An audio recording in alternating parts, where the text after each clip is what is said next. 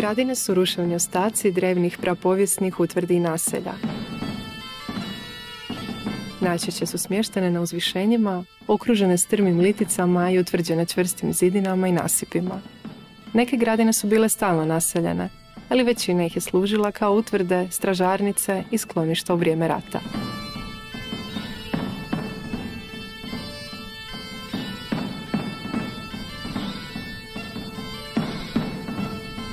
Brojne gradine su imale kultnu svrhu. Ova drevna svetišta na vrhuncima bila su ograđena s jednim ili više kamenih nasipa koji su imali obrednu funkciju.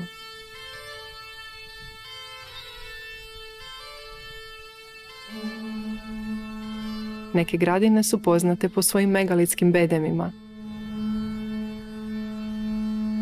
Ove akropole nekoć su bile važna središta društvenog i vjerskog života.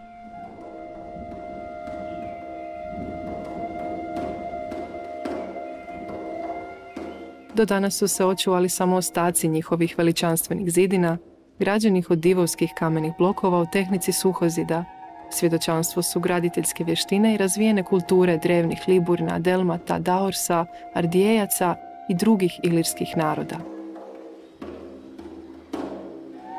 U srednjem vijeku gradine su bile utvrde hrvatskih rodova i plemena, poput starohrvatskog plemena Šubića i njihova sjedišta Bribira.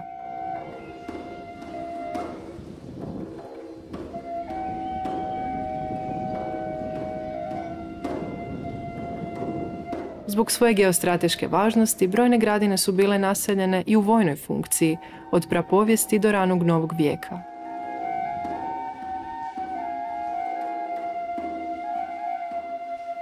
I danas brojne starohrvatske crkve, križni putevi, groblja i kršćanski obredi koji se obavljaju na gradinama, svjedočanstvo su njihove važnosti za lokalnu zajednicu, hrvatsku povijest i kulturnu baštinu.